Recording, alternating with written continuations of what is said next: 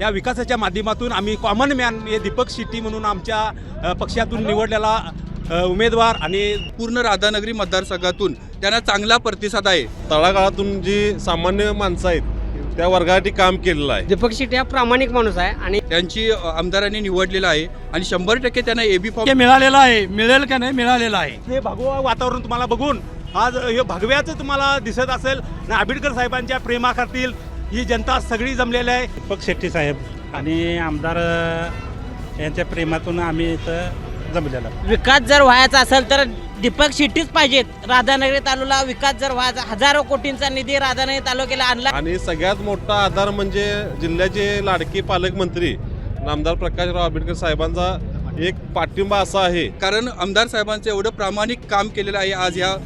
आज 11 वर्ष झाली, त्याच्यामुळे 100% दीपक शेट्टी निवडून येणार, त्यात काडी मात्र शंका नाही। आता वेगळं असं काय सांगण्याची गरज नाही की बाबा आपल्याला कुठं टप जाईल अशी। 7 तारखेचा निकाल काय लागेल सांगा।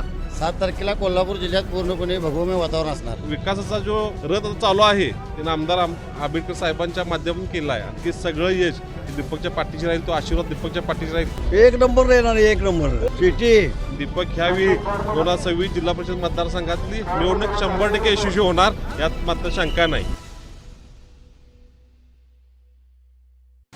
राधानगरी जिल्हा परिषद मतदारसंघामध्ये दीपक शेट्टी यांनी एकनाथ शिंदे शिवसेना गटातून उमेदवारी अर्ज भरण्यासाठी गेलेले आहेत। त्यांच्या समवेत जे काही रॅलीमधनं आलेले ते त्यांचे जे कार्यकर्ते आहेत, ज्येष्ठ आहेत, तरुण आहेत, तुम्हाला बघायला गेला तर जे अपंग सुद्धा जे त्यांना प्रेम करतात त्यांच्यावरती दीपक शेट्टी होते, ते सुद्धा त्यांना पाठिंबा देण्यासाठी इथं आलेले आहेत।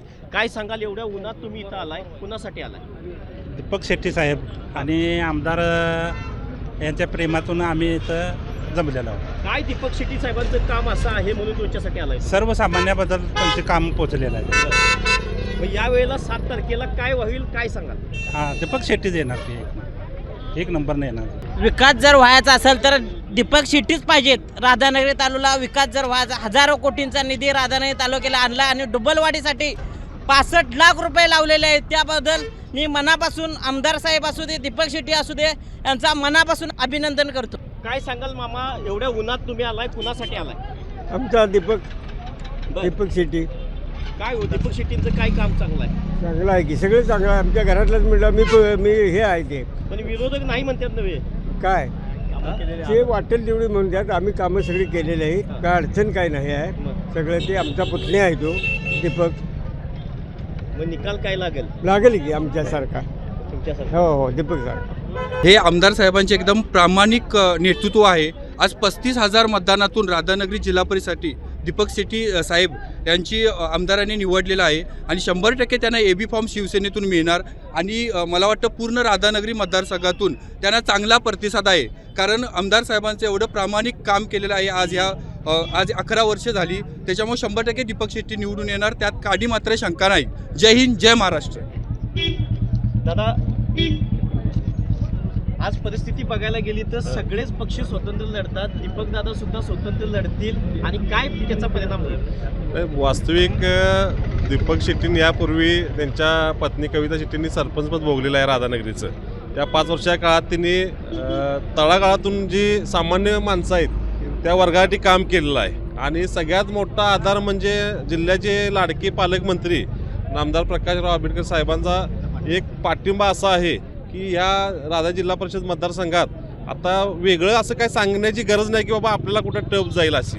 दीपकचं काम, दीपकची तळागाळातल्या माणसांसाठी राबण्याची एक भूमिका, तळागाळात काम करण्याची एक पद्धत आणि पाठिंबा आहे या जनतेचा। राधा जिल्हा परिषद मतदारसंघातील बऱ्यापैकी लोक, आता सर्वसामान्य लोक आज इथं फॉर्म भरायला आलेले आहेत, ती त्याच्यावरच्या प्रेमाखातर आलेले आहेत आणि झालेल्या जिल्हा परिषद तालुक्यात आदाय बुद्रुकमध्ये जो विकासाचा जो रथ चालू आहे ते आमदार आंबेडकर साहेबांच्या माध्यमातून केला आहे आणि ते सगळं यश दीपकच्या पाठीशी राहील, तो आशीर्वाद दीपकच्या पाठीशी राहील आणि दीपक ह्यावेळी 2026 जिल्हा परिषद मतदारसंघातली निवडणूक 100% यशस्वी होणार, यात मात्र शंका नाही। दीपक दादा आमदार साहेबांचे शिलेदार आहेत, फॉर्म भरायला गेल्यात, कार्यकर्ता म्हणून काय वाटतंय, काय होईल?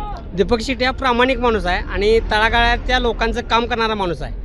कधी रात्रीचा तुम्ही फोन करा, त्यांचे जे अंतकरण ते एकदम स्वच्छ आहे आणि त्यांचे जे विचार आहेत ते एकदम चांगले आहेत। त्यासाठी आम्ही त्यांचा फॉर्म भरायचा या ठिकाणी हजर आहे। तुम्ही गेले 4-5 महिने दीपक दादांच्या बरोबर पायाला भिंगरी लावून फिरताय, कसा प्रतिसाद मिळतो भागात? आज आमदार साहेबांच्या माध्यमातून जे विकासाची गंगा आहे आणि शिवसेनेच्या माध्यमातून जे महाराष्ट्राचा जो नारा आहे त्या कामाचा विजन आहे, त्या विजनवर आम्ही आज जे माध्यमातून आम्ही जे विकासाच्या माध्यमातून साहेबांच्या प्रकाश आंबेडकर साहेबांच्या माध्यमातून ही आज जी रणनीती आम्ही आखलेली आहे आणि त्या रणनीतीच्या माध्यमातून आम्हाला या विकासाच्या माध्यमातून आम्ही कॉमन मॅन हे दीपक शेट्टी म्हणून आमच्या पक्षातून निवडलेला उमेदवार आणि दुसरे उमेदवार असून आमचे काय सहकारी उमेदवार असतील त्यांनासुद्धा असेच कॉमन मॅन म्हणून आमच्या साहेबांना भगवा फडकला जाईल, खरोखर भगवा फडकला जाईल. आणि आज हे भगवा वातावरण तुम्हाला बघून आज हे भगव्याचं तुम्हाला दिसत असेल आणि आंबेडकर साहेबांच्या प्रेमाखातील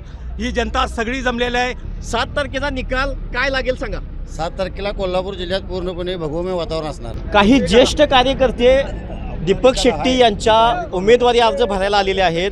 मामा कुठून आलाय, काय सांगाल? सोन्याची शिरोली आलाय, नाव सांगा. अरे आबा चौगले. मामा कुणाचा फोन करायला आलाय आणि कोण निवडून येईल? एक नंबर येणार, एक नंबर कोण येणार? सिटी. पालकमंत्र्यांचे शिलेदार दीपक शेट्टी अर्ज भरायला गेलेत, काय भावना आहे? अतिशय चांगला प्रतिसाद आम्हाला मिळालेला आहे. पालकमंत्र्यांच्या शिलेदार म्हणजे दीपक शेट्टी यांच्या आज अर्ज भरलेला आणि दीपक शेट्टी यांना भरपूर प्रोत्साहन आहे आणि जिल्हा परिषदेला भरपूर बऱ्या मताने सीट येण्याची भरपूर शक्यता आणि दाट आम्हाला पूर्ण अंदाज आहे. काय सांगाल? दीपक दादा बरेच 4-5 महिने झाले पायाला भिंगरी बांधून फिरतायत, कसा प्रतिसाद आहे दादाचा? आमदारांचा प्रतिसाद आणि दीपक शेट्टींची जे माणसांच्या जे जवळीक आणि संबंधिक आहेत आणि त्यांचा जे काम करण्याची जी पद्धती वेगळी आहे त्याबद्दल त्यांचा विजय हा निश्चित होणार आहे. तुम्ही दीपक दादांना जवळून आता प्रवास करताय, एकंदरीत सगळा माहोल बघायला गेला तर कसा वाटतोय आणि विजयापर्यंत पोहोचू शकाल का? दीपक शेट्टी यांचा जो प्रचार 4 दिवस आम्ही म्हणजे 4 महिने प्रचार चालू आहे, त्यामुळे दीपक शेट्टी हे जिल्हा परिषदेतून निवडून आल्यासारखे आहेत, त्यात काय तीळमात्र शंका नाही. आणि पालकमंत्र्यांचा वर्ण आशीर्वाद आहे. 100% सीट आमची आलेली आहे, त्यामुळे आम्हाला परत काय आम्हाला कमेंट द्यायची नाही. साहेबांना एबी फॉर्म मिळेल का दीपक शेट्टी? 100% मिळालेला आहे. मिळेल का नाही मिळालेला आहे. मामा दुपारची वेळ आहे, एवढ्या उन्हात आलाय, कुणासाठी आलाय? हॅलो, कुणासाठी मी आलाय? दीपक शेट्टी यांचा हे दीपक माझा पुतण्या आहे. मी प्रभाकर बापू शेट्टी बोलतोय. माझा पुतण्या दीपक शेट्टी आहे आणि मी त्याच्यामार्फतमध्ये चांगल्या प्रकारे कार्यकर्ता आहे. सर्व प्रकारे कल्याण करणारा आहे. गरीब संपूर्ण लोकांची सेवा करत आहे आणि त्यांना काही कमी पडू देणार नाही. आम्ही दीपक शेट्टी निवडून येतील का? दीपक शेट्टी निवडून येतील 100% अशी माझी इच्छा आहे आणि त्याप्रमाणे होणार हे 100% आहे. ही राधानगरी जिल्हा परिषद मतदारसंघातील दीपक शेट्टी जे जिल्हा परिषदसाठी उमेदवार आहेत त्यांच्या अर्ज भरायला आलेले हे सर्व त्यांचे सैनिक म्हणायला काही हरकत नाही, कारण पालकमंत्री प्रकाश आंबेडकर यांचे शिलेदार समजणारे दीपक शेट्टी यांनी शिवसेने एकनाथ शिंदे गटातून आज अर्ज दाखल केलेला आहे. ही जर बघायला गेली तर ही सगळी तरुण असेल, ज्येष्ठ असेल, हे सगळी दीपक शेट्टी यांच्या उमेदवारी अर्ज भरायला आलेले आहे. येत्या 7 तारखेला भगवा फडकेल अशाही प्रतिक्रिया या उमेदवारांनी इथल्या कार्यकर्त्यांनी दिलेल्या आहेत.